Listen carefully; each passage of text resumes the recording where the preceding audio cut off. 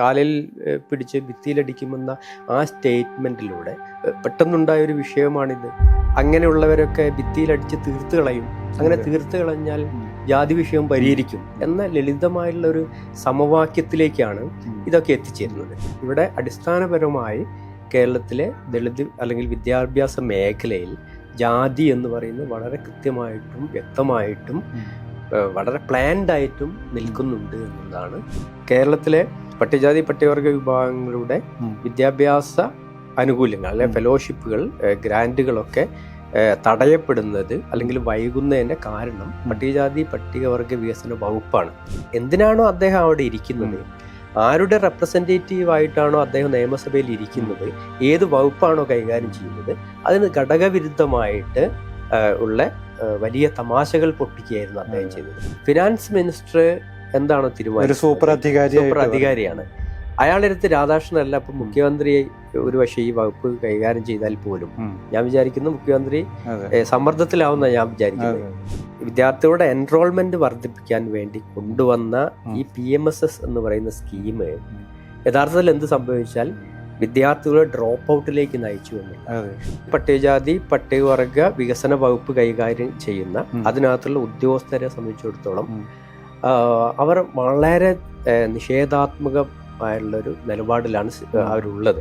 Grand എന്നുള്ള റൈറ്റിനെ ഇവരെന്ത് ചെയ്യുന്നു, ഒരു ഗവൺമെന്റിന്റെ, കേന്ദ്ര ഗവൺമെന്റിന്റെ ഒരു ഔദാര്യമായിട്ട് ഇതിനെ അവതരിപ്പിക്കുന്നു. മുന്നോക്ക വിഭാഗങ്ങളിലെ പിന്നോക്കരായ കുട്ടികൾക്ക് ഈ ഗ്രാൻഡ് കിട്ടുന്നുണ്ട്. ഇവിടെ പട്ടികജാതി പട്ടികവർഗ വിഭാഗങ്ങളുടെ വാർഷിക വരുമാനം 2.5 ലക്ഷം രൂപയില് സീലിംഗ് ചെയ്യുമ്പോൾ മുന്നോക്കത്തിലെ കുട്ടിയുടെ ക്രൈറ്റീരിയ എന്ന് പറയുന്നത് 8 ലക്ഷം രൂപയാണ് വാർഷിക പരിധി. 8 ലക്ഷം രൂപയിൽ കൂടുതലുണ്ടെങ്കിൽ അയാൾ ഈ ഗ്രാൻഡിന്റെ പരിധിയിൽ നിന്ന് പുറത്താവുള്ളൂ. അപ്പൊ ഇവിടെ തന്നെ വലിയ വിവേചനമുണ്ട്.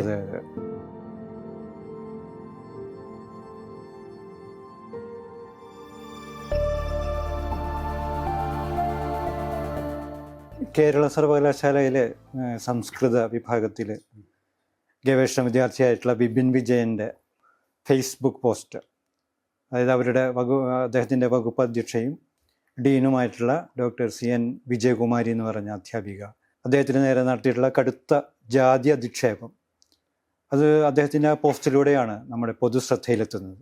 വായിക്കുന്നവരെ മുഴുവനും കടുത്ത അസ്വസ്ഥയുണ്ടാക്കുന്ന ഒരു വാചകം ഞാൻ വായിക്കാം. എനിക്കിപ്പോൾ രോഹിത് വെമ്ര എന്ന എൻ്റെ കൂടപ്പിറപ്പിൻ്റെ നിലവിളി കേൾക്കാം.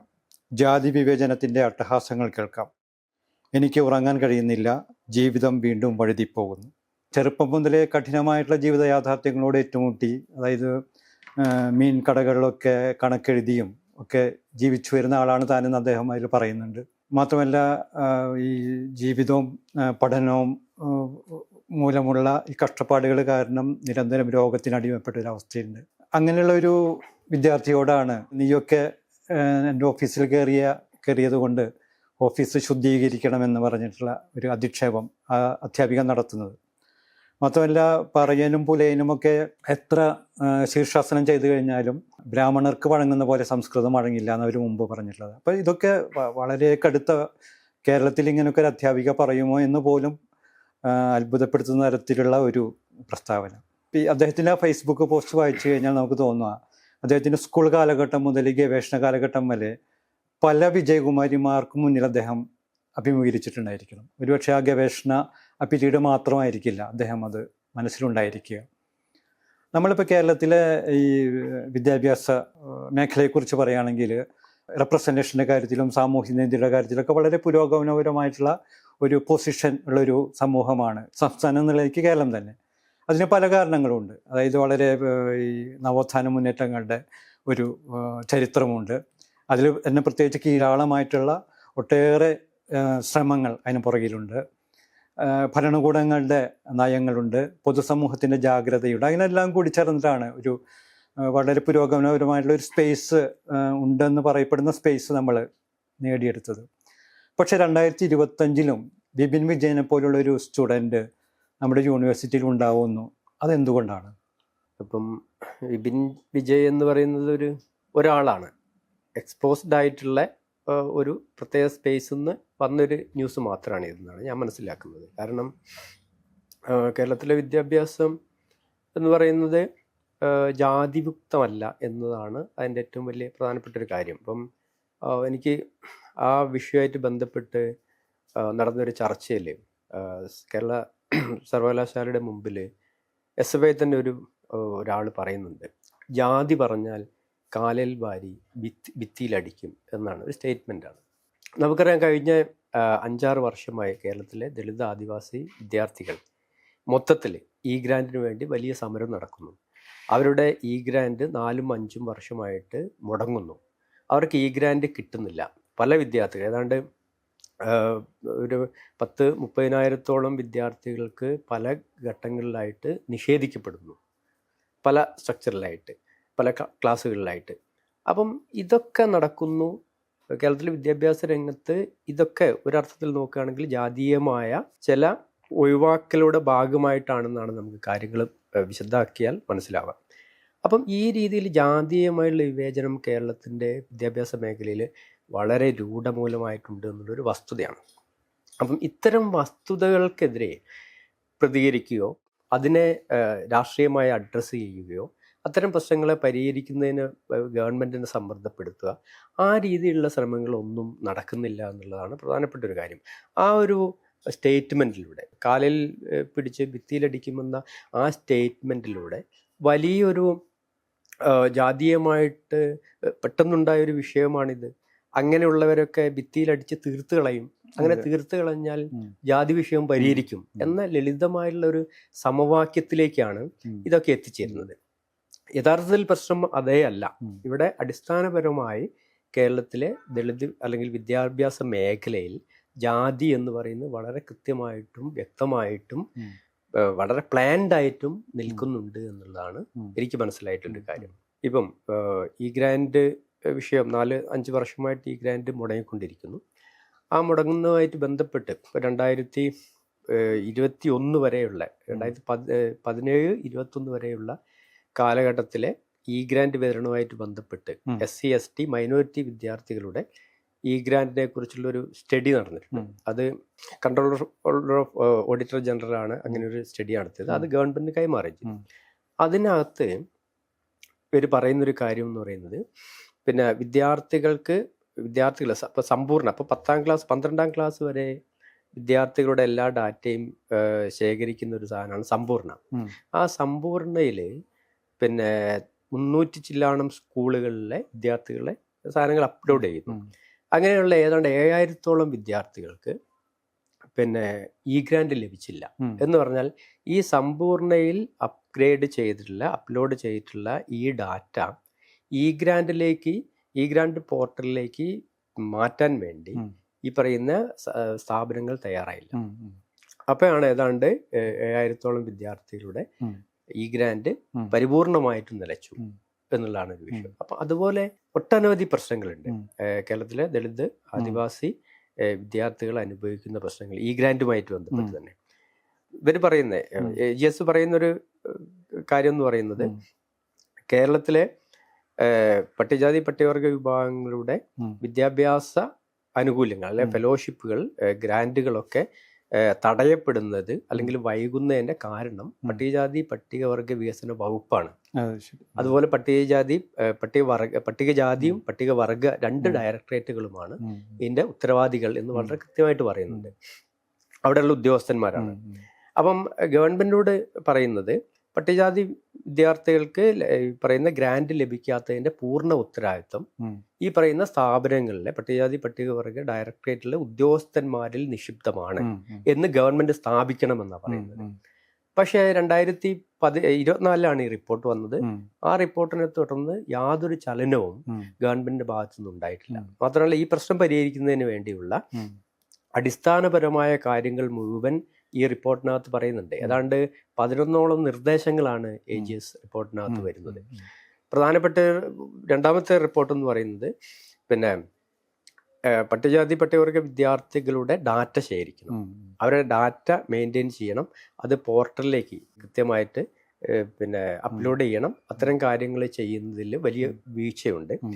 ആ വീഴ്ച ഉണ്ടായിട്ടുള്ള ഉദ്യോഗസ്ഥർക്ക് തീർച്ചയായിട്ടും അവർക്ക് ഈ കാര്യങ്ങളിൽ ഈ ഗ്രാൻഡ് പോർട്ടലുമായി ബന്ധപ്പെട്ട് അവർക്ക് ശില്പശാല സംഘടിപ്പിക്കണം എന്നാണ് പറയുന്നത്. അപ്പം ആ രീതിയിൽ ഇപ്പം കേരളം എന്ന് പറയുന്ന ഒരു വളരെ പുരോഗമനം എന്ന് പറയുന്ന ഒരു സ്ഥലത്ത് അവിടെയുള്ള പോർട്ടല്, ഈ ഗ്രാൻഡ് പോർട്ടലിലേക്ക് ഡാറ്റകൾ അപ്ലോഡ് ചെയ്യാൻ പോലും ഉദ്യോഗസ്ഥർക്ക് പറ്റുന്നില്ല എന്നാണ്. അതായത് ഓൺലൈൻ സാക്ഷരതയും ഡിജിറ്റൽ സാക്ഷരതയും ഒക്കെ കേരളത്തിൽ വലിയ രീതിയിൽ ഉണ്ട് എന്ന് പറയുമ്പോൾ അവർക്ക് ക്ലാസ് കൊടുക്കണം എന്നാണ് AGSന്റെ റിപ്പോർട്ടിൽ പറയുന്നത്. അപ്പം എന്തുകൊണ്ടാണ് ക്ലാസ് കൊടുക്കേണ്ടി വരുന്നത്, അല്ലെങ്കിൽ ക്ലാസ് കൊടുക്കേണ്ടി വരുന്നുണ്ടോ? ഇതാണ് പ്രശ്നം. അപ്പം നമുക്ക് മനസ്സിലാവുന്നത് ഇത് ക്ലാസ് കൊടുക്കുന്നതിന്റെ പ്രശ്നമല്ല. അപ്പം ഇത് ഈ റിപ്പോർട്ടിൽ തന്നെ മറ്റൊരു കാര്യം പറയുന്നുണ്ട്. ഇപ്പം ഏതാണ്ട് 7000-ഓളം വിദ്യാർത്ഥികളുടെ ഈ ഗ്രാൻഡ് അവർ പിന്നെ ISF ബാങ്കിന്റെ അക്കൗണ്ടിലെ പിന്നെ ചെറിയൊരു എറർ, അതുപോലെ IFSC കോഡ്, അതിനകത്തുള്ള പ്രശ്നം, ഇത് മൂലം ഏതാണ്ട് 46 ലക്ഷം രൂപ ഇവരുടെ അക്കൗണ്ടിലേക്ക് വരേണ്ട പണം നേരിട്ട് ട്രഷറിയിലേക്ക് തിരിച്ചുപോയി. അപ്പം അതിനകത്തുള്ള ഒരു പ്രശ്നം എന്ന് പറഞ്ഞാൽ, ഒരിക്കൽ അങ്ങനെ എറർ വന്നു കഴിഞ്ഞാൽ, ഇപ്പം അവര് അപേക്ഷ കൊടുക്കുന്നു, അവർ അവസാനം സ്ക്രൂട്ടിനി നടക്കുന്നു, അവർക്ക് പിന്നെ എന്താണ് ഫെലോഷിപ്പ് അവൈൽ ചെയ്യുന്ന ഓർഡർ വരുന്നു. പക്ഷെ അവസാനം എന്ത് ചെയ്യുന്നു, ചുണ്ടിനും കപ്പിനും ഇടയിൽ എന്ത് ചെയ്യുന്നു, ഈ പൈസ അവർക്ക് നഷ്ടപ്പെടും. അപ്പൊ എന്താ കാര്യം എന്ന് അവരൊന്നും അറിയുന്നില്ല. അപ്പം അന്വേഷിച്ച് നോക്കുമ്പോഴാണ് അറിയുന്നത് നിങ്ങൾക്ക് വല്ല തിരിച്ചു പോയിട്ടുണ്ട്. അത് തിരിച്ചു പോയിട്ടുണ്ട് എന്നുള്ളത് AGS റിപ്പോർട്ടിലാണ് പറയുന്നത്, അല്ലാതെ മറ്റെവിടെയും ഇവർ പറയുന്നില്ല. ആ തിരിച്ചു പോകുന്നതിന് കാരണം അവർ കൃത്യമായിട്ട് ഈ ഡാറ്റ അല്ലെങ്കിൽ ഈ എറർ മാറ്റിക്കൊണ്ട് അവർ വീണ്ടും റിക്വസ്റ്റ് ചെയ്യണമായിരുന്നു. അത് ചെയ്യില്ല. 30 ദിവസം ഉണ്ട്. അപ്പൊ ഈ ഫണ്ട് തിരിച്ചു പോയി അല്ലെങ്കിൽ ഇത് ബ്ലോക്കിലാണ് എന്നുള്ള റിപ്പോർട്ട് ഇവർക്ക് കിട്ടുന്നുണ്ട്. അപ്പൊ തന്നെ മെസ്സേജുകൾ വരുന്നുണ്ട് ഡിപ്പാർട്ട്മെന്റിലേക്ക്, അതായത് പട്ടികജാതി വികസന ഡയറക്ടറിലേക്ക്. അപ്പം അവര് അത് ഫോളോ അപ്പ് ചെയ്യുന്നില്ല. അവർക്ക് വളരെ കൃത്യമായിട്ട് ആ എറർ പരിഹരിച്ചുകൊണ്ട് അത് വീണ്ടും റിക്വസ്റ്റ് കൊടുത്തു കഴിഞ്ഞാൽ ഈ 43 ലക്ഷം രൂപ അത്രയും 7000-ഓളം വിദ്യാർത്ഥികളുടെ അക്കൗണ്ടിലേക്ക് സ്വാഭാവികമായിട്ട് പോയിക്കൊള്ളും. അപ്പൊ അത് ചെയ്യുന്നില്ല. അപ്പൊ അത് ചെയ്യുന്നില്ല എന്ന് പറയുന്നത് സാക്ഷരതയുടെ പ്രശ്നമല്ല, ഡിജിറ്റൽ സാക്ഷരതയുടെ പ്രശ്നമല്ല, മറിച്ച് അത് താല്പര്യമില്ലായ്മയാണ്, മനോഭാവത്തിന്റെ പ്രശ്നമാണ്. അടിസ്ഥാനപരമായിട്ട് ഞാൻ നേരത്തെ സൂചിപ്പിച്ച പോലെ കേരളത്തിലെ പ്രത്യേകിച്ച് പട്ടികജാതി പട്ടികവർഗ വികസന വകുപ്പ് കൈകാര്യം ചെയ്യുന്ന അതിനകത്തുള്ള ഉദ്യോഗസ്ഥരെ സംബന്ധിച്ചിടത്തോളം അവർ വളരെ നിഷേധാത്മകമായുള്ളൊരു നിലപാടിലാണ് അവരുള്ളത്.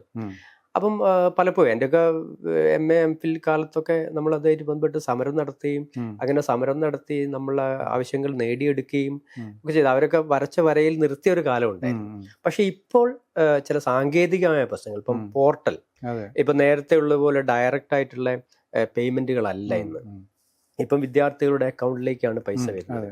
അപ്പം ഈ പറയുന്ന സാങ്കേതികമായ ഡിജിറ്റൽ ആയിട്ടുള്ള ചില സാങ്കേതിക പ്രശ്നങ്ങൾ മുന്നിൽ വെച്ചുകൊണ്ടാണ് യഥാർത്ഥത്തിൽ വിദ്യാർത്ഥികളുടെ അവകാശങ്ങൾ, ഗ്രാൻറ്റുകൾ നിഷേധിക്കുന്നത് എന്നുള്ളത് പ്രധാനപ്പെട്ട ഒരു കാര്യമാണ്. ഒന്ന് പറഞ്ഞോണം, വിദ്യാഭ്യാസ മേഖല ഇപ്പൊ ഈ പറയുന്ന സ്ഥാപനങ്ങളെ ഉദ്യോഗസ്ഥരുടെ നിഷേധാത്മകമായ മനോഭാവം, ഞാൻ അത് മനസ്സിലാക്കുന്നത് ജാതീയമായ ഒരു വിവേചനം തന്നെയാണ്. കാരണം ഇത്രയും പണം നിങ്ങൾക്ക് കൊടുക്കേണ്ടതുണ്ടോ? അപ്പം ഞാൻ 2002 ആദ്യമായിട്ടൊരു നിരാഹാര സമരം നടത്തുന്നത്. അന്ന് ഫെലോഷിപ്പ് എല്ലാ സർവകലാശാലകളുടെയും MPhil PhD വിദ്യാർത്ഥികൾക്ക് 5000 രൂപ വെച്ചിട്ടാണ് ഫെലോഷിപ്പ് കൊടുക്കുന്നത്. State government fellowship. ഞാൻ അന്ന് കാലടി യൂണിവേഴ്സിറ്റിയിൽ MA കഴിഞ്ഞ് MPhil ചെയ്തുകൊണ്ടിരിക്കുകയാണ്. അപ്പം ഒരു വർഷമായി എനിക്ക് പക്ഷെ അവിടെ 2500 രൂപ വെച്ചാണ് കിട്ടിയത്. അപ്പം ഞാനത് ചോദ്യം ചെയ്തു. ഞാൻ ഡയറക്ടറേറ്റിൽ പിന്നെ എറണാകുളത്ത് പോയി അവരുമായിട്ട് സംസാരിച്ചു. അപ്പോൾ അവർ പറഞ്ഞു ഇത്രയേ ഉള്ളൂ എന്ന് പറഞ്ഞു. അപ്പം ഞാൻ അവിടെ ചെറിയൊരു സമരമൊക്കെ നടത്തി. പിന്നെ അവസാനം ഞങ്ങളൊരു സംഘടന രൂപീകരിച്ചു. തിരുവനന്തപുരത്ത് ഡയറക്ടറേറ്റിന്റെ മുമ്പിൽ നന്ദാവനത്ത് ഞങ്ങൾ 4 ദിവസം നിരാഹാരം നടത്തി. അങ്ങനെ നിരാഹാരം നടത്തി 4ാമത്തെ ദിവസം ഉച്ചയ്ക്ക് ശേഷമാണ് എന്ത് ചെയ്യുന്നത്, അവര് 2500 എന്നുള്ളത് എല്ലാ സർവകലാശാലകൾക്കും 5000 രൂപ എന്നുള്ള രീതിയിൽ നേരത്തെ ഒരു ഓർഡർ ഉണ്ട്. ആ ഓർഡർ അവർ പാലിക്കുന്നില്ല എന്നുള്ളത്. അത് സ്പ്ലിറ്റ് ചെയ്ത് ചില യൂണിവേഴ്സിറ്റികൾക്ക് 2500, ചിലത് 5000, ആ രീതിയിൽ വരുത്തി. അപ്പൊ ഞങ്ങളത് ക്വസ്റ്റ്യൻ ചെയ്തു. അങ്ങനെ അത് ഓർഡറോടുകൂടി വാങ്ങി മുൻകാല പ്രാബല്യത്തോടെ അത് പിന്നെ ആവശ്യപ്പെട്ടു. അത് അംഗീകരിച്ചു. ആ കാലഘട്ടത്തിൽ നമ്മളെ സംബന്ധിച്ചിടത്തോളം നേരിട്ട് ഇത് റേസ് ചെയ്യാനും പിന്നെ അത് പരിഹരിക്കാനുള്ളൊരു ഒരു സിറ്റുവേഷൻ ഉണ്ടായിരുന്നു. പക്ഷെ ഇന്ന് ഈ പറഞ്ഞ ഡിജിറ്റൽ സംവിധാനം വന്നതോടുകൂടിയിട്ട് അത്തരം ഒരു സാധ്യത വളരെ ഒരു പ്രശ്നം ആയിട്ടുണ്ട്. അത് നേരിട്ട് പെട്ടെന്ന് നമുക്ക് പരിഹരിക്കാൻ കഴിയാത്ത രീതിയിലേക്ക് സങ്കീർണമായി തീർന്നുണ്ട്. അപ്പോൾ ഇതിൻ്റെ ഒരു വിഷയം യഥാർത്ഥത്തിൽ ഞാൻ മനസ്സിലാക്കുന്നത്, നേരത്തൊക്കെ ബാങ്ക് അക്കൗണ്ടിലേക്ക് പിന്നെ ട്രാൻസ്ഫർ ചെയ്യുന്ന ഒരു സംവിധാനം എന്ന് പറഞ്ഞാൽ ചെക്കായിട്ടായിരുന്നു നമുക്ക് കിട്ടുന്നത്. പിന്നീടാണ് ഡിജിറ്റലൈസ് ചെയ്യുന്നത്. അപ്പം ശരിക്ക് അവരുടെ അക്കൗണ്ടിലേക്ക് പണം വരുന്നു. പക്ഷെ ഇതിനകത്ത് 2 പ്രശ്നങ്ങൾ വന്നു. ഇപ്പം ഇത് ആരംഭിക്കുന്നത് ഇപ്പം 19-21 കാലത്തിൽ post metric scholarship four SC four studying India എന്ന് പറഞ്ഞിട്ട് ഒരു PMSS എന്ന് പറഞ്ഞിട്ട് ഒരു സ്കീം കേന്ദ്ര ഗവൺമെന്റ് പിന്നെ സാമൂഹ്യ നീതി ശാക്തീകരണ മന്ത്രാലയമാണ് അങ്ങനെ ഒരു സ്കീം ഉണ്ടാക്കുന്നത്. അപ്പോൾ അവർ മുന്നോട്ട് വെച്ചൊരു പദ്ധതി എന്ന് പറയുന്നത് ഇപ്പം മെട്രിക്കുലേഷൻ കഴിഞ്ഞതിന് ശേഷമുള്ള പോസ്റ്റ് മെട്രിക് വിദ്യാർത്ഥികളുടെ ഇടയിൽ പാവപ്പെട്ട വിദ്യാർത്ഥികൾക്ക് ഫെലോഷിപ്പ് നൽകുക. അപ്പോൾ അതിന് പറയുന്നൊരു കാരണം എന്ന് പറയുന്നത് നാഷണൽ ലെവലിൽ 2.7% എൻറോൾമെന്റ്. അപ്പോൾ പട്ടികജാതി പട്ടികവർഗ വിഭാഗങ്ങളെ സംബന്ധിച്ചിടത്തോളം അവിടെ എൻറോൾമെന്റ് 23% മാത്രമേ ഉള്ളൂ.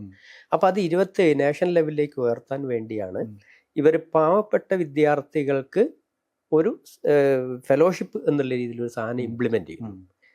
അത് ഇംപ്ലിമെന്റ് ചെയ്യുമ്പം തന്നെ എന്ത് ചോദിച്ചാൽ ആ പോർട്ടലിലേക്ക് നമ്മൾ അപ്ലോഡ് ചെയ്യുന്നത് മുതൽ അതിന്റെ പ്രശ്നങ്ങൾ ആരംഭിക്കുകയാണ്. അപ്പം അതിൽ 2.5 ലക്ഷം രൂപയായിട്ട് പിന്നെ വരുമാന പരിധി കൊണ്ടുവന്നു. നേരത്തെ അങ്ങനെ ഒരു വരുമാന പരിധി ഇല്ല.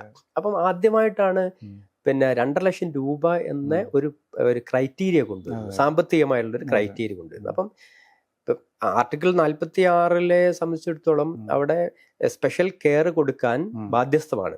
ഭരണഘടന വളരെ കൃത്യമായിട്ട് പറയുന്നുണ്ട് SC ST വിഭാഗങ്ങൾക്ക് പിന്നെ സ്പെഷ്യൽ കെയർ എന്നുള്ളൊരു വിദ്യാഭ്യാസമായിട്ടുള്ള പ്രോത്സാഹിപ്പിക്കാൻ വേണ്ടിയുള്ള സംവിധാനം നൽകേണ്ടതുണ്ട്. അത് റൈറ്റ് ആണ്. അപ്പൊ അത് കേന്ദ്രമാണെങ്കിലും സംസ്ഥാനമാണെങ്കിലും അത് ചെയ്യേണ്ടതാണ്. പക്ഷെ ഇവിടെ ഈ PMSS കൊണ്ടുവന്നപ്പോൾ അവരതിനെ എന്ത് ചെയ്തു, ഒരു സാമ്പത്തിക സാധനം കൊണ്ടുവന്ന് പാവപ്പെട്ടവർക്ക് കൊടുക്കുന്ന ഒരു സംഭവമാക്കി അതിനെ തിരുത്തി. അപ്പൊ അതിന് 2 ലക്ഷം രൂപ എന്ന് പറയുന്ന ഒരു സീലിംഗ് വരുത്തുന്നു. അപ്പൊ ആദ്യമായിട്ട് അത് പാവപ്പെട്ടവർ, ഇപ്പൊ റൈറ്റ് എന്നുള്ളത് മാറി ഒരു കേന്ദ്ര ഗവൺമെന്റിന്റെ ഒരു ഔദാര്യമായിട്ട് ഇതിനെ അവതരിപ്പിക്കുന്നു. അപ്പം ഈ സ്റ്റൈപ്പൻഡ് അല്ലെങ്കിൽ ഗ്രാൻഡ് എന്നുള്ള റൈറ്റിനെ ഇവരെന്ത് ചെയ്യുന്നു, ഔദാര്യമാക്കി കൊണ്ടുവരുന്നു എന്നുള്ള വലിയൊരു സാധനം കൊണ്ട്. രണ്ടാമത് ഈ സംവിധാനത്തിൽ തന്നെ കൊണ്ടുവന്നിട്ടുള്ളത് ഇപ്പം അവർക്ക് ഫെലോഷിപ്പ് നൽകുന്നതിന് വേണ്ടിയാണ് എന്ത് ചെയ്യുന്നത്, ഒരു പോർട്ടൽ ഇൻട്രൊഡ്യൂസ് ചെയ്യുന്നത്. ഗ്രാൻഡ് 3.0 എന്ന് പറഞ്ഞൊരു പോർട്ടൽ കൊണ്ടുവന്നു. ആ പോർട്ടലിലാണ് നിങ്ങൾ എല്ലാ സാധനങ്ങളും അപ്ലോഡ് ചെയ്യേണ്ടത്. അത് സ്വാഭാവികമായിട്ട് അത് തന്നെ പരിശോധിക്കുകയും അത് തന്നെയാണ് നിങ്ങൾക്ക് പിന്നെ അപേക്ഷ പരിഗണിച്ച് നിങ്ങൾക്ക് സാങ്ഷൻ ആക്കുന്നതൊക്കെ തന്നെയാണ്. അതിലും 2 കാര്യങ്ങൾ നടന്നു. ഒന്ന്, നേരത്തെ ഉണ്ടായിരുന്ന 50-50 കേന്ദ്രത്തിന്റെ 50%, അതുപോലെ പിന്നെ സംസ്ഥാനങ്ങളുടെ 50% എന്നുള്ളത് മാറ്റിയിട്ട് കേന്ദ്രം 60%, സ്റ്റേറ്റ് 40% മാറി. മാത്രമല്ല സ്റ്റേറ്റ് ഗവൺമെന്റ് 40% വന്നതിന് ശേഷം മാത്രമേ കേന്ദ്രത്തിന്റെ 60% വരും എന്നുള്ളൊരു വിഷയം വന്നു. അപ്പൊ ഇതിനകത്ത് അപ്പൊ തന്നെ പ്രശ്നം, കേരള സംസ്ഥാനം അല്ലെങ്കിൽ ഏതെങ്കിലും ഒരു സ്റ്റേറ്റ് ഡിലേ വരുത്തിയാൽ അത്രയും ഡിലേ അത് വരുന്നത് വരെ കേന്ദ്രത്തിൽ നിന്ന് വരും. ഇനിയിപ്പം 1 വർഷം ഫുള്ളി ഡിലേ ആയാൽ ആ വർഷത്തെ പൂർണ്ണമായിട്ടും അവർക്ക് കിട്ടില്ല എന്നുള്ളൊരു അവസ്ഥ വന്നു. അപ്പം ഇത് ഒന്നാമത്തെ ഒരു വിഷയം. രണ്ടാമത്തത് ഈ വിദ്യാർത്ഥികളുടെ ഗ്രാൻഡുകൾ മാത്രമല്ല, അവരുടെ പോക്കറ്റ് മണി, സ്റ്റൈപ്പൻഡ്, അതുപോലെ ഹോസ്റ്റൽ ഫീ, പിന്നെ സ്റ്റൈപ്പൻഡും ഫെലോഷിപ്പും കൂടാതെ ഹോസ്റ്റൽ ഫീ, അതുപോലെ പിന്നെ സ്ഥാപനങ്ങൾക്കുള്ള ഫീസ്, ലൈബ്രറി ഫീസ്, ഇത്തരം ഫീസുകൾ മുഴുവൻ വിദ്യാർത്ഥികളുടെ അക്കൗണ്ടിലേക്കാണ് വരിക. അപ്പൊ വിദ്യാർത്ഥികൾ സ്ഥാപനങ്ങൾക്ക് നൽകേണ്ട ഒരു രീതിയിലേക്ക് ഇത് കൊണ്ടുവന്നു. അപ്പൊ ഫലത്തിൽ എന്ത് സംഭവിച്ചു എന്ന് വെച്ചാൽ ഗ്രാൻഡ് വൈകുന്ന അനുസരിച്ച് വിദ്യാർത്ഥികൾ സമ്മർദ്ദത്തിലായി. കാരണം സ്ഥാപനങ്ങളെ സംബന്ധിച്ചിടത്തോളം സ്ഥാപനങ്ങളിൽ കൃത്യമായിട്ട് പരീക്ഷാ സമയത്ത് പരീക്ഷാ ഫീസ് കൊടുക്കണം. പിന്നെ അവർക്ക് മെസ്സ് ഓരോ 30 ദിവസം കൂടുമ്പോൾ അവർക്ക് മെസ് ഫീസ് കൊടുക്കണം. ഇത്തരം സാധനങ്ങളെല്ലാം കൊടുക്കാനുള്ള ഉത്തരവാദിത്വം വിദ്യാർത്ഥികളിലായി. നേരത്തെ അത് സ്റ്റേറ്റ് ഗവൺമെന്റ് എത്ര വൈകിയാലും അവർ സ്ഥാപനങ്ങളിലാണ് അതിന്റെ ഉത്തരവാദി. സ്ഥാപനങ്ങൾക്ക് ഗവൺമെന്റ് കൊടുത്തോളും. അപ്പം ആ ഒരു ഷുവറിറ്റി അവിടെ ഉണ്ട്. പക്ഷെ ഇവിടെ സംബന്ധിച്ചിടത്തോളം അനന്തമായിട്ട് ഒരു വശത്ത് ഫെലോഷിപ്പ് നീണ്ടുപോവുക. അവരുടെ പണം വരുന്നത് അനന്തമായിട്ട് നീണ്ടുപോകുന്നു. ഇവിടെ പരീക്ഷ നടക്കുന്നു, അവരുടെ മെസ് ഫീസ് അടയ്ക്കണം, അങ്ങനെ തുടങ്ങി റിക്വസ്റ്റ് ഒക്കെ എഴുതി കൊടുത്ത് ഒരുപാട് ഹോൾ ടിക്കറ്റ് വാങ്ങിയ സ്റ്റുഡൻസ് അനുഭവങ്ങളൊക്കെ നമ്മൾ പറഞ്ഞിട്ടുണ്ട്. ഉണ്ട്. അങ്ങനെ പ്രശ്നം വരുന്നു. അപ്പൊ അങ്ങനെ വരുമ്പം കുട്ടികൾ എന്ത് ചെയ്യേണ്ടി വരുന്നു? അപ്പൊ പരീക്ഷ കഴിഞ്ഞു, പരീക്ഷ ഫീസ് അവർ അടയ്ക്കുന്നു, പരീക്ഷ കഴിഞ്ഞു, അപ്പൊ റിസൾട്ട് വരണം, റിസൾട്ട് വിത്തൽഡാണ്. അപ്പൊ അടുത്ത കോഴ്സിൽ അവർക്ക് ചേരണമെങ്കിൽ ഇവിടെ ഈ വിത്തൽഡ് മാറ്റണം. അപ്പൊ അവര് പുറത്തുനിന്ന് പൈസ കണ്ടെത്തേണ്ടി വരും. അപ്പം ഫലത്തില് വിദ്യാർത്ഥികളുടെ എൻറോൾമെന്റ് വർദ്ധിപ്പിക്കാൻ വേണ്ടി കൊണ്ടുവന്ന ഈ PMSS എന്ന് പറയുന്ന സ്കീം യഥാർത്ഥത്തിൽ എന്ത് സംഭവിച്ചാൽ വിദ്യാർത്ഥികളെ ഡ്രോപ്പ് ഔട്ടിലേക്ക് നയിച്ചു എന്നുള്ള. അപ്പം ഇത്രയും പ്രശ്നങ്ങൾ വന്നപ്പോൾ എന്ത് വെച്ചാൽ വിദ്യാർത്ഥികൾ സ്വാഭാവികമായിട്ടും അവർക്ക് സമ്മർദ്ദം ഉണ്ടാവുകയും അവർ പല ആളുകൾ പഠനം നടത്തി, നൂറുകണക്കിന് വിദ്യാർത്ഥികൾ പഠനം നിർത്തിയിട്ടുണ്ട്. പിന്നെ പല സ്ഥലങ്ങളിലും ഉള്ള സർക്കാരിൻ്റെയോ അല്ലെങ്കിൽ വിദ്യാഭ്യാസ സ്ഥാപനങ്ങളെയോ ഹോസ്റ്റൽ ഇല്ലാത്ത സ്ഥലത്ത് അവർ പുറത്തുള്ള ഹോസ്റ്റലിലാണ് നിൽക്കുന്നത്. അവിടെ പണം കൊടുക്കാതെ കഴിയാത്തതുകൊണ്ട് അവർ വിട്ടുപോകേണ്ടി വരും. അപ്പം വിദ്യാർത്ഥികൾക്ക് ഡ്രോപ്പ് ഔട്ട് ശതമാനം കൂടി എന്നുള്ളതാണ് ഒരു പ്രധാനപ്പെട്ട വിഷയം. അപ്പം അതുപോലെ തന്നെ ഈ പറയുന്ന ഗ്രാന്റ് എന്ന് പറയുന്ന പോർട്ടൽ, ഈ പോർട്ടൽ തന്നെ പലപ്പോഴും വലിയ പ്രശ്നങ്ങൾ ഉണ്ടാക്കി, ഭയങ്കര ഡിലേ വന്നു, അത് എല്ലാവർക്കും ആക്സസ് അല്ലാത്ത സമയങ്ങൾ വന്നു. അപ്പം അതിൽ വീണ്ടും അപ്ലോഡ് ചെയ്യേണ്ട, അതായത് ഓരോ കോഴ്സും പല സമയത്താണ് തുടങ്ങുന്നത്, ആ സമയങ്ങളിലൊന്നും ഈ പോർട്ടൽ ഓപ്പൺ ആയിരിക്കില്ല. അപ്പം അങ്ങനെ പോർട്ടലിൻ്റെതായ കുറേ പ്രശ്നങ്ങൾ, അതൊന്നും ഇവർക്ക് പരിഹരിക്കാൻ കഴിയുന്നില്ല. അത് പട്ടികജാതി വികസന വകുപ്പിന് പരിഹരിക്കാൻ കഴിയുന്നില്ല, പട്ടികവർഗ വികസന വകുപ്പിന് പരിഹരിക്കാൻ കഴിയുന്നില്ല. ഈ രീതിയിലുള്ള പ്രശ്നങ്ങളുണ്ടാകുന്നു. അപ്പം മൊത്തത്തിൽ PMSS എന്ന് പറയുന്ന സ്കീം പെട്ടെന്ന് ഇപ്പം വിദ്യാർത്ഥികളെ സംബന്ധിച്ചിടത്തോളം ഏറ്റവും ഇപ്പം നമുക്ക് ഫീസുകളും എല്ലാ കാര്യങ്ങളും GPay ചെയ്യാവുന്നത് പോലെ ട്രാൻസാക്ഷൻ നടക്കാവുന്ന ഒരു അത്ര എളുപ്പം ആക്കാൻ വേണ്ടിയാണ് ഈ പോർട്ടൽ കൊണ്ടുവന്നത്. പക്ഷെ പോർട്ടൽ യഥാർത്ഥത്തിൽ പോർട്ടൽ കാരണം തന്നെ ഈ വിദ്യാഭ്യാസ സ്ഥാപനങ്ങളെ അല്ലെങ്കിൽ ഇവരുടെ ഗ്രാന്റുകൾ വൈകാൻ കാരണമാവുന്നു, ഡ്രോപ്പ് ഔട്ടിനും വലിയ കാരണമാവുന്നു എന്നുള്ളതാണ്. ഇപ്പൊ ഈ വകുപ്പിന്റെ ഒരു പ്രശ്നം പറഞ്ഞല്ലോ, വകുപ്പിന്റെ ഒരു പിടിപ്പുകേട്. ഇപ്പൊ നമ്മൾ നോക്കിയാൽ അറിയാം, ഇപ്പൊ K രാധാകൃഷ്ണനെ പോലെ ഒരാള്, OR കേളുവിനെ പോലെ ഒരാൾ ഇപ്പോൾ മന്ത്രിയാണ്. അപ്പൊ അവർക്കൊന്നും ഈ സ്റ്റുഡൻസിന്റെ വിദ്യാർത്ഥികളുടെ പ്രശ്നങ്ങൾ അറിയാം എന്നുള്ള ഒരു ധാരണയാണ് നമുക്കുണ്ടാവുക. പക്ഷേ അവരുടെ ആ തരത്തിലുള്ള ഇടപെടലുകൾ, സർക്കാരിന്റെ ഭാഗത്തു നിന്നുള്ള ഇടപെടലുകൾ കൊണ്ട് തീർക്കാവുന്ന ഇഷ്യൂസ് അല്ലേ ശരിക്കും? തീർച്ചയായിട്ടും ഗവൺമെന്റ് ഇപ്പം രാധാകൃഷ്ണൻ മിനിസ്റ്റർ 2004 ഒരു പ്രസ്താവന നടത്തുന്നത് 2004 ജനുവരി 1 വരെ ഏതാണ്ട് 132 കോടി രൂപ എന്താണ് കുടിശ്ശിക ഉണ്ടെന്നാണ് ഒരു പ്രസ്താവന നടത്തിയത്. അപ്പം ഈ പ്രസ്താവന നടത്തിയപ്പോൾ തന്നെയാണ് ഗവേഷക വിദ്യാർത്ഥിയുടെ നേതൃത്വത്തില് പട്ടികജാതി പട്ടികവർഗ ഗവേഷക വിദ്യാർത്ഥിയുടെ നേതൃത്വത്തിൽ സമരം നടക്കുന്നു തിരുവനന്തപുരത്ത്. ആ സമരത്തിന്റെ ഭാഗമായിട്ട് അവര് പിന്നെ രാധാകൃഷ്ണനെ പോയി കാണുന്നുണ്ട്, മന്ത്രിനെ കാണുന്നുണ്ട്. അദ്ദേഹം പറയുന്നത് നിങ്ങൾക്കൊക്കെ ഈ ഗ്രാന്റ് വേണോ? ഇപ്പൊ രക്ഷിതാക്കളുടെ ജോലിയെ കുറിച്ച്, ഗൾഫിലെ ഡ്രൈവറുടെ നിങ്ങൾക്ക് ഇതിന്റെ ആവശ്യമുണ്ടോ? ഇതാണ് അധപ്പതിച്ച രീതിയിൽ. എന്തിനാണോ അദ്ദേഹം അവിടെ ഇരിക്കുന്നത്, ആരുടെ റെപ്രസെന്റേറ്റീവ് ആയിട്ടാണോ അദ്ദേഹം നിയമസഭയിൽ ഇരിക്കുന്നത്, ഏത് വകുപ്പാണോ കൈകാര്യം ചെയ്യുന്നത്, അതിന് ഘടകവിരുദ്ധമായിട്ട് ഉള്ള വലിയ തമാശകൾ പൊട്ടിക്കുകയായിരുന്നു അദ്ദേഹം ചെയ്തത്. അപ്പൊ കൃത്യമായിട്ട് പറഞ്ഞാൽ ഇത് നയപരമായിട്ട് തീർക്കാൻ പറ്റുന്ന പ്രശ്നമേ ഉള്ളൂ, വളരെ കൃത്യമാണ്. ഇപ്പം ഫണ്ട് ഇപ്പം ഓരോ വർഷവും ബജറ്റിൽ ഉൾപ്പെടുത്തുന്ന ഫണ്ട് യഥാസമയത്ത് അത് റിലീസ് ചെയ്താൽ മതി, അത് റിലീസ് ചെയ്യുന്നില്ല. ഇതാണ് അതിന്റെ ഒരു പ്രോബ്ലം. വക മാറ്റി ചെലവഴിക്കുന്നു, മറ്റു കാര്യങ്ങൾക്ക് വേണ്ടി കൊടുക്കുന്നു. വിദ്യാർത്ഥികളുടെ കാര്യത്തിൽ വളരെ കൃത്യമായിട്ടും സൂക്ഷ്മമായിട്ടും ഇടപെടുന്നില്ല എന്നുള്ളതാണ്. അപ്പം അതിന് യഥാർത്ഥത്തിൽ ഈ പറഞ്ഞ ഞാൻ പറയുന്നത് ഇപ്പം ഉദ്യോഗസ്ഥ ലോബികളുടെ ജാതീയമായുള്ള ഇതിന് വിധേയമായി നിൽക്കുക. ഇവർക്ക് കിട്ടുന്ന റിപ്പോർട്ട് എന്താണ്? അതിന്റെ ശേഷം തന്നെ രാധാകൃഷ്ണൻ പറഞ്ഞത് 40 കോടി രൂപ നമ്മൾ കൊടുത്തു കഴിഞ്ഞു എന്നാണ്. പക്ഷെ ഈ 40 കോടി രൂപ ഒരൊറ്റ വിദ്യാർത്ഥിയുടെ അക്കൗണ്ടിലേക്കും പോയിട്ടില്ല. യഥാർത്ഥത്തിൽ അന്ന് ആ 40 കോടി രൂപ പോയത് പിന്നെ കുടിശ്ശിയായിട്ടുള്ള സ്ഥാപനങ്ങളിലെ അക്കൗണ്ടുകളിലേക്കാണ് അന്ന് പോയത്, വിദ്യാർത്ഥികൾക്ക് ലഭിച്ചില്ല. അപ്പം ഇവർ ഇതുപോലെ കണക്കുകൾ ഇപ്പോഴും പറയുന്നുണ്ട്. ഇപ്പം ഏറ്റവും ലേറ്റസ്റ്റ് ആയിട്ട് ഇതുപോലുള്ള ഒരു കണക്ക് മന്ത്രി കേളു പറഞ്ഞു. അദ്ദേഹം പറഞ്ഞു ഇപ്പോൾ കുറച്ച് ഫണ്ട് റിലീസ് ചെയ്തിട്ടുണ്ട്, പക്ഷെ അത് വിദ്യാർത്ഥികളുടെ കുടിശ്ശികയിലേക്കല്ല പോകുന്നത്, മറ്റ് കാര്യങ്ങൾ. അത് മാത്രമല്ല, ഇപ്പം ഏതാണ്ട് 75 ലക്ഷത്തോളം രൂപ പിന്നെ കേന്ദ്രം മെയിൻ്റനൻസിന് വേണ്ടി, ഇത് ഇവാലുവേറ്റ് ചെയ്യാൻ വേണ്ടി, അതുപോലെ ഭരണച്ചെലവിനായിട്ട്, ഇപ്പം ഗ്രാൻഡിന്റെ ഭരണച്ചെലവിനും ഇവാലുവേഷനും വേണ്ടിയൊക്കെ 97 ലക്ഷം രൂപ ഇവർക്ക് കേന്ദ്രത്തിൽ നിന്ന് ആവശ്യപ്പെടായിരുന്നു. അത് കേന്ദ്രത്തിൽ നിന്ന് ഇവര് റിക്വസ്റ്റ് ചെയ്യാണ്ടതുകൊണ്ട് മാത്രം എന്ത് ചെയ്തു, അത്രയും ഫണ്ട് ലാപ്സ് ആയിപ്പോയി. അതുപോലെ ഒട്ടനവധി കണക്കുകൾ ഈ റിപ്പോർട്ടിനകത്ത് പറയുന്നുണ്ട്.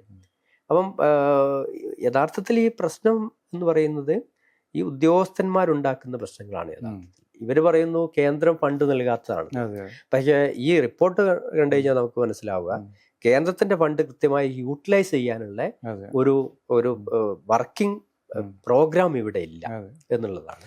ഈ ഉദ്യോഗസ്ഥന്മാരുടെ ഈ പ്രശ്നത്തിന് ഭരണകൂടത്തിന്റെ ഒത്താശ കൂടി വരുമ്പോഴാണ് അതിന്റെ ഒരു പ്രശ്നം വളരെ ഈ നിലയ്ക്ക് സങ്കീർണമാവുന്നത്. തീർച്ചയായിട്ടും. അതിലെനിക്ക് തോന്നുന്നു ഇപ്പം എല്ലാ സമയത്തും ഫിനാൻസ് മിനിസ്റ്റർ എന്ന് പറയുന്നത് സെൻട്രലാണ്. ഫിനാൻസ് മിനിസ്റ്റർ എന്താണോ തീരുമാനം, സൂപ്പർ അധികാരിയാണ്. അയാളെടുത്ത് രാധാകൃഷ്ണനല്ല ഇപ്പൊ മുഖ്യമന്ത്രി ഒരു പക്ഷേ ഈ വകുപ്പ് കൈകാര്യം ചെയ്താൽ പോലും ഞാൻ വിചാരിക്കുന്നു മുഖ്യമന്ത്രി സമ്മർദ്ദത്തിലാവുന്ന ഞാൻ വിചാരിക്കുന്നത്. കാരണം അവർക്കുള്ള ഫണ്ട് മാറ്റിവെക്കാൻ എപ്പോഴും അവർ തയ്യാറാവുന്നു ഈ മിനിസ്ട്രി. അപ്പം ഞാനത് സൂചിപ്പിച്ചുവല്ലോ, നമ്മളൊരു സമരം നടക്കുന്ന സമയത്താണ്, അന്ന് KM ബീന ആയിരുന്നു അന്ന് ഡയറക്ടർ. പിന്നീട് അവര് എറണാകുളം ജില്ലാ കളക്ടറൊക്കെ വന്നിട്ടുണ്ട്, ബീന.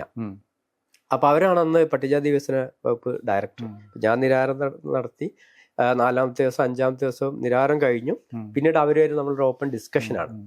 അപ്പൊ അവര് പറയുന്നൊരു കാര്യമുണ്ട്, ഈ ഫണ്ട് അവരൊക്കെ നന്നായിട്ട് വർക്ക് ചെയ്യുന്നൊരു സിസ്റ്റം ആയിരുന്നു അവിടെ. അപ്പൊ അവർ പറയുന്നത് മാർച്ച് 28-ാം തീയതി വരെ അവർക്ക് ഫണ്ട് കൊടുക്കില്ല.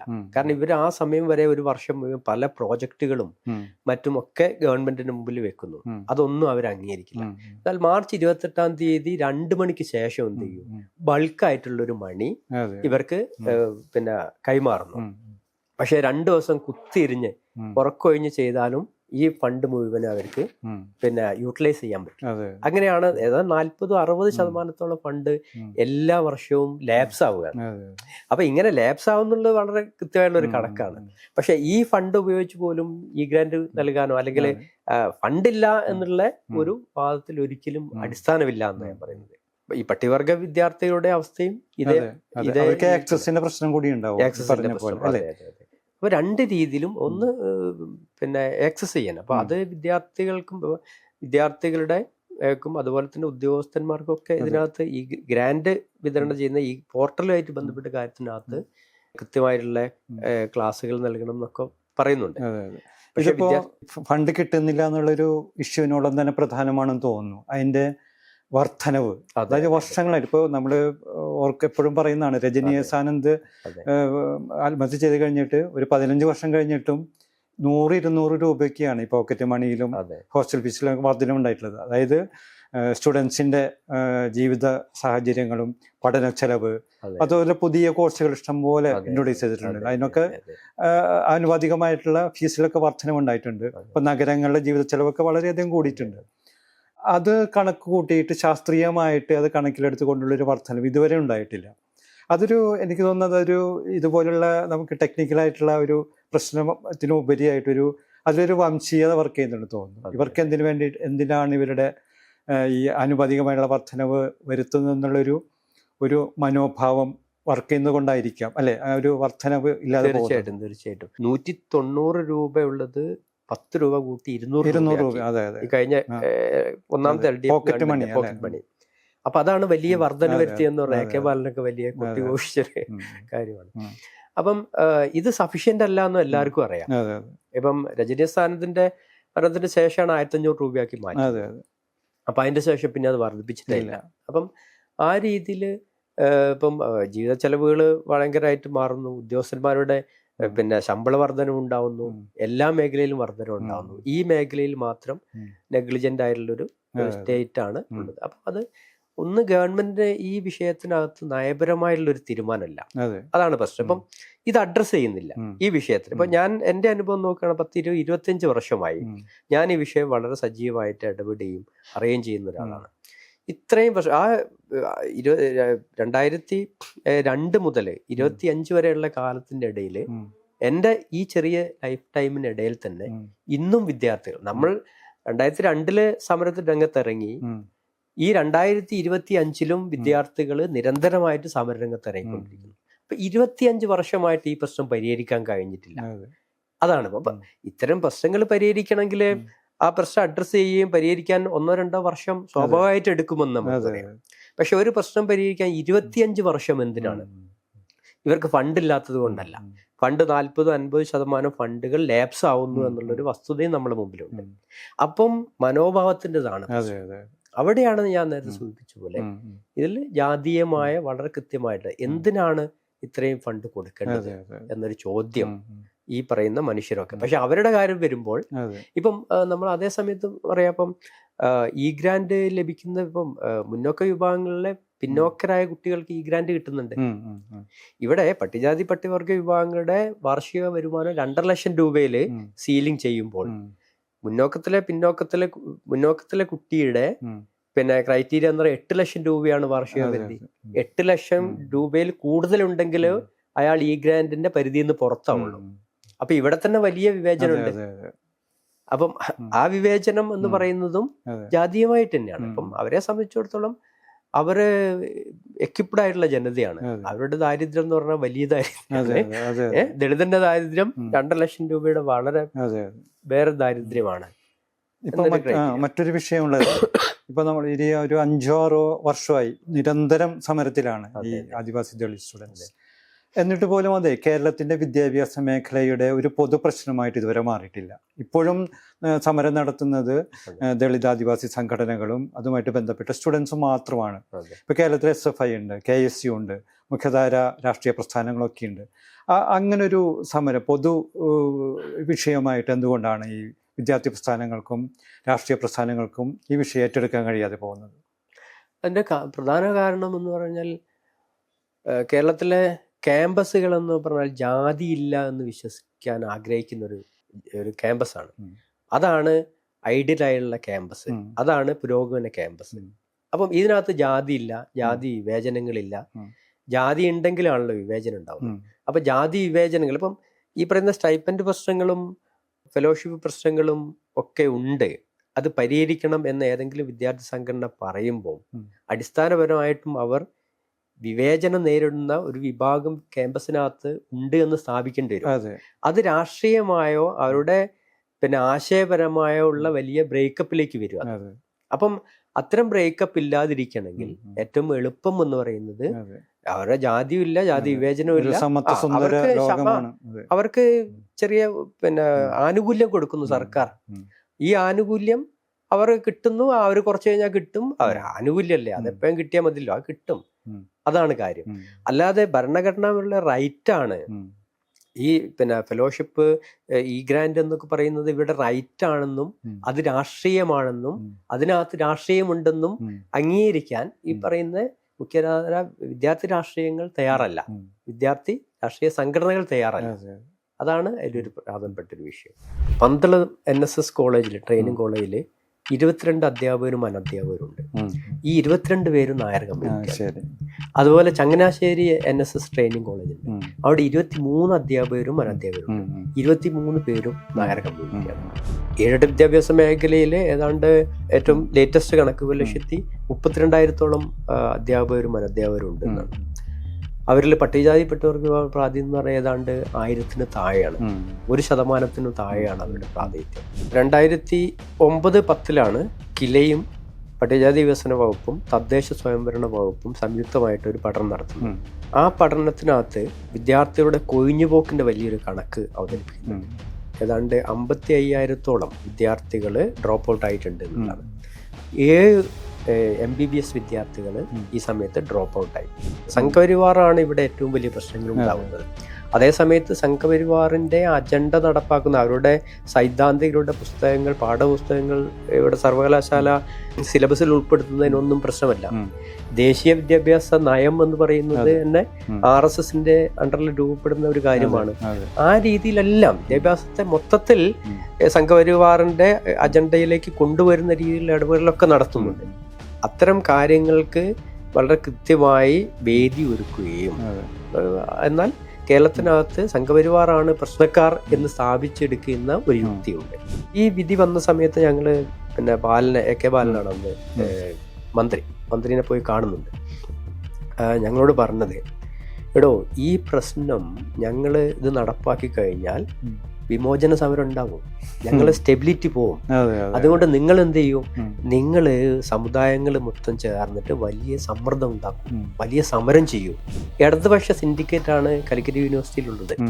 ഇടതുപക്ഷം ഭരിക്കുന്ന ഒരു സംസ്ഥാനമാണ് കേരളം. ശ്യാംകുമാറിനെ പോലെ 4 ഉദ്യോഗാർത്ഥികൾ സുപ്രീം കോടതി കടന്ന് ഹൈക്കോടതിയുടെ 2 നിർദ്ദേശം നടന്നിട്ട് പോലും എന്തുകൊണ്ട് അവരെ നിയമിക്കുന്നില്ല? അതാണ് ജാതി എന്ന് പറയുന്നത്. 1,60,000 പോസ്റ്റുകൾ ഇനിയും ഒഴിഞ്ഞു കിടക്കുകയാണ്.